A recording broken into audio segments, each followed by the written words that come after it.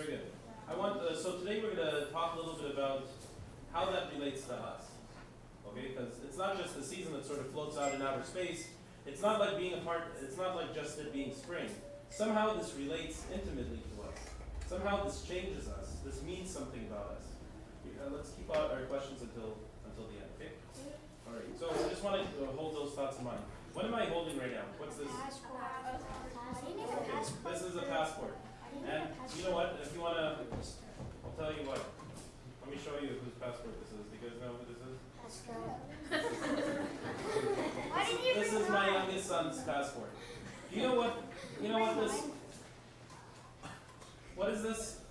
What does this allow Pascal to do? Wait, let's not shout out. Let's travel. It allows him to travel. Okay, so he can go to. Can he travel in Ontario? Does he need this to go to Vancouver? No, he doesn't need this to. So where does this let him go? Where does this let him go? To go like anywhere else, like across the world. Yeah, so different places, different countries, places that he doesn't belong to, right? Yeah. Like places that aren't Canada. Places that aren't Canada. Okay, very good. This is really good. I want you guys to really put on your thinking caps today, okay? You know what? So we're a lot like we have passports too, sort of as Christians. Our passport actually comes sort of close to the beginning of our life, and we saw 6 people, as it were, get in some ways their Christian passport a few weeks ago. How does that happen? How do we become a part of that? By baptism. By baptism, that's right, yes. And so then we're allowed, we're a part of that country, the country of God, part of the heavenly kingdom. But it makes sense. Hold on. In this world, sometimes it's described by, sometimes we're like strangers here, okay?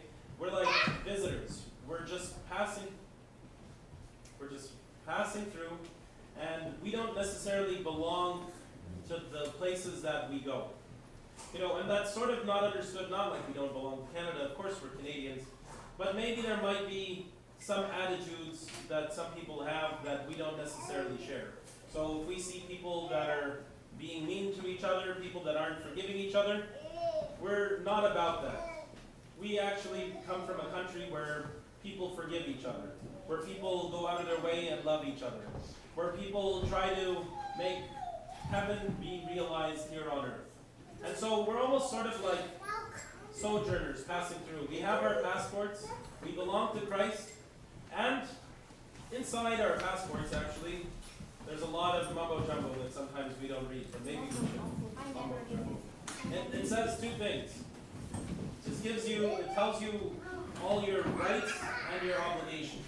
Rights and responsibilities. Yeah, what does a right mean? When somebody says you have the right to do something. Oh. Yeah. Sorry. You have the right to the right means like you have to do something basically. You have the right to stay quiet. Especially at home. You have the right to stay quiet. Okay, yeah, that's a good answer. Let's develop it a bit more. Yeah. Ability, yeah. Okay. These are what, yeah. Does anyone, yes, I like that word. Right. You're allowed to do it? Your things you're allowed to do, your ability. Yes. I was going to say the same thing as yours. Okay. You can do it. It's like you have the right to go to church. You can go to church. Right, okay. So and then also we have responsibilities. Is anyone who walks around with a Canadian passport allowed to go to another country and do whatever they want there? No, they can't. Right? They have rights and responsibilities. You have to hold up what it means to be Canadian. When a person is baptized, does it mean that they just live the way that they've always wanted to live? No, but they have, in some sense, a new kind of freedom. They have rights, they have abilities, they have things that are given to them that they're allowed to do. Can I begin to now I want to change a bit of the thought, and I want to tell you, you know what's in, so what are we called? What are all people who follow Christ called? Christians. Okay. Can I tell you, and what are all people who live in this country called? Canadians. Okay. Are Canadians, before we get back to the Christian part, are Canadians exactly like people, say, from Egypt? No. No. They have their own different kind of culture, right? Yeah, they have their own different kinds of ways. All right, very good. So as Christians, we have our own kind of ways. All right? And one of the great theologians in the last century had described what those ways are. And it gave them a kind of words of what kind of people we are. Can I tell you what he described Christians as? He described Christians as Pascha people. We are Pascha people. What's Pascha? What's Pascha? Resurrection of God. Resurrection of God. And what does that mean if somebody said, what do you guys think it means if somebody were to call you Pascha people?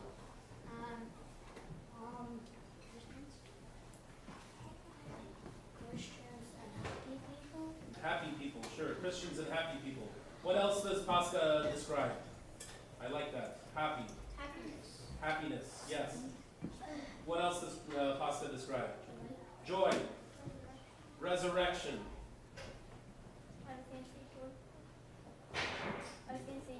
You're going to say joyful as well? Love. Easter. Love. Wow, you guys are getting all of it. Peace. Easter bunny. No, definitely not. That's just cheap chocolate that we can get. Okay, yeah, Easter bunny. Okay. Now, being Pascha people, that's how, when we go into different places in the world, we almost ought to have that smell. When we walk by people ought to be like, I think that was, it's like a kind of a Pascha person. What he was doing there was showing me Pascha. I can see the resurrection of Christ in this person's behavior. He doesn't feel like he's part of our land. He must be from somewhere else. Keep your thinking cap, take off your actual cap. Okay. Now, this is so important because I think that sometimes we make Pascha just a celebration, but actually it's our identity. It's the way that we live. It's our new life. I want to just share just very briefly one story, and then we'll end it there. Okay? Now, I want to talk about what it means to be perhaps a Pascha person in some really hard times. Can I do that with you guys? Okay, very good. This is a story that I think I've told your parents before, but you guys will all hear hopefully for the first time, or hear it anew. So, back in the 1930s and 1940s, so it's a little bit of a while ago, but not too long ago, there was a group of people, they were called the Nazis, and they were doing some things, they were not being very kind, to say the least. They were inciting wars, they were capturing people, and they were hurting a lot of people while they were trying to move throughout the world and make everybody think very similarly to them. And so what happened was, in one of their prisons, they captured a lot of priests and a lot of Christians. There was a prison called Dachau, and it was in Germany. And they brought lots of priests there. Anyone who smelled like a Pascha person, anyone who said to them, I don't think that we should be doing this is wrong. As soon as they even sort of thought, maybe you think that way, they didn't even have to say it. They would take these people and they would put them in prison. That prison was full of thousands of priests. Can you imagine? Kind of a prison that must have looked like? And, you know, in that prison too, there were many others as well. And what they did in that prison to harm some of these priests, to make them they would tell them, you know what, we're prepared to let you go back, but you have to promise, don't be a Pascha person. Don't be a Pascha person. Go back and don't tell us that you're against us. Don't go back, and if we're doing bad things, we want you to be okay with that. Don't be a Pascha person. But Pascha is about joy. It's, like you guys said, it's about resurrection. It's about hope. It's about love. All of these are words that you guys use. And so a lot of the men said, it's okay, we're Pascha people, we're going to stay right here in prison. We have no business being back outside. Can you believe that? And this prison wasn't a nice prison. In Dachau, sometimes they gave a lot of these men a little bit of food. They didn't really have very much in the way of bedding to sleep on. Everything was very uncomfortable. They worked hard. In fact, actually, one of the things that I read the other day is they allowed them sometimes to have liturgy. But if you went to liturgy, they tried to dissuade people from going to liturgy by making them work harder and longer. So if you go to liturgy, you're going to be punished. But still people went to liturgy. They were Pascha people after all. They knew why they were there. And even though someone was trying to take away their identity from them, they resisted. A lot of people unfortunately died in those circumstances. They died because they loved God. They wouldn't surrender. They're like, this is my identity. I was baptized. I belong to Christ. I'm a Christian. I'm a Pascha person. I have to continue to stay here. So, well, there were a lot to survive, and I want to tell you the story of the people who survived, because it's a very interesting story. Now, towards the end of when they stayed there, they were all freed on April 29th, 1945. So you can sort of do the math. It wasn't, we're almost to the day, just April 29th.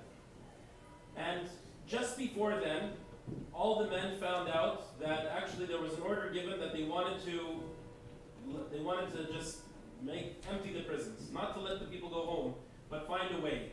We don't want them anymore. If they needed to stop, if they needed to die, let them die. And they were just sort of moving towards that. And the men knew that that was happening, and they continued to go to church. They continued to pray, and they had very little. Do you think that they had places to make prospera? Do you think they had vestments? No, they had very little. On April 29th, 1945, they received great news. The American allies came to the prison, and they opened the doors, and they let everybody free. They told all the guards, go away. They aren't yours anymore. And so the men, of course, were happy. What did they do as Pascha people on the first day that they were free after so many years of being in prison?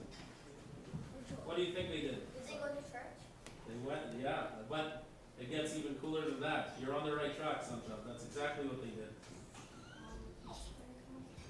So you would imagine, okay. Yeah, they rejoiced. Yes, we're definitely on this Pascha idea. Very good. They rejoiced. They celebrated Pascha. They celebrated Pascha, exactly. You know what they did? Very quickly. They were free. They could do everything that they wanted to. It wasn't just one or two guys going to church and then being punished for it. But all of a sudden, they grabbed their sheets from off their bed. They took their towels. The deacons put the towels over their shoulders, just like in Arar. The priests took the sheets off their beds and they put them over them like Phalonians, and they put towels like their epitrachelia. And then they stood over a table and they started singing the Paschal canon. This is the day of resurrection. Let us be radiant, O people. Pascha, the Lord's Pascha. Can you imagine what that must have looked like? Can you imagine the power that they must have felt? They were Pascha people, and they knew it. As soon as they were free, they were returning right to that. They sang the Paschal canon. They were probably banging on the tables every time they said, Christ is risen from the dead. They made noise. And then the liturgy began. In peace, let us pray to the Lord. And they were free. And with their freedom, they came back and they experienced heaven all anew. Because that was who they were, their identity. Just as we're Canadian, we hold yet another greater identity. We're Christians. We're Pascha people. So, before I answer questions, this is, dear brothers and sisters, if we ever find ourselves in situations that are difficult, if we ever find ourselves sort of being oppressed, a person trying to take our peace from us, maybe we're at school and someone is saying, things that are a little bit difficult for us to hear. Do we stop being who we are? Do we lose our identity? No. In fact, we sort of summon to ourselves, I'm a Pascha person. Christ gave me this identity. And then we try our best to find the way through that situation. We try to find the ways to bring joy, happiness, peace, resurrection, life. Because if we start seeming like everybody else, then where are the Pascha people? And where does Pascha go? Pascha first starts in our hearts, and then the whole world feels it. I think when those American soldiers saw the men, they're like, everyone, the doors are open. What happened? What are you guys doing? Can you imagine how surprised they must have been? Yes. They're like, don't you want to go home? Is there not a Disneyland to go and see? Is there not other things that you wish to do? They were doing exactly what was built in their hearts. They were Pascha people. And I want all of you to remember that you all are Pascha people. And you've been Pascha people since you guys have been even smaller than this.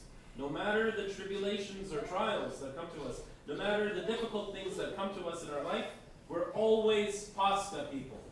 And so that means that the cry of our heart is always Christ is risen. If someone tells us something that we find too difficult, we say in our hearts, Christ is risen. If there's a situation that we find that's a little bit tough, we remember Christ is risen. Can anything beat Christ is risen? No, nothing at all. Nothing at all. Christ is risen is the last word. And that is the cry of our heart. Alright? So, Christ is risen, exactly. Yes, Azar. The Nazis? They got bombed. They were told they need to, the ones who did things that they shouldn't have done, they went to prison, and the others who were sort of unknowing of what they were doing, I think that they had to live among the Pascha people. They had to find ways of repenting. Okay, just these last two thoughts and then we'll go. Yes, Mom. So at the start when you said we kind of need like a password to go to heaven or something like that, what do you mean that you gotta bring a passport with you? God already knows who belongs to him. And let's just always belong to him. Let's smell like Pascha people. Nathan, did you have a thought? Final thought? Because the American soldiers came, was it that they were taken, the Nazis were taken over, or was it that the land already belonged to the American soldiers and the Nazi was just a group of people in that land? I think they gave it back to those people in Germany who wanted to be free and wanted to be away from the Nazis. So they had sort of restored things. That sort of thing. Yeah. It's a cool story, isn't it? The church it finds its way in the world. It's not just sort of hiding politely, but the church might be really right in the prisons. And in the prisons, even there we will say, Christ is risen. So let's try that. Christ is risen. Indeed. He is risen. Christos anesti. Christos voskres. Christos anviat. That's why we say it like it's the cry of our heart every day.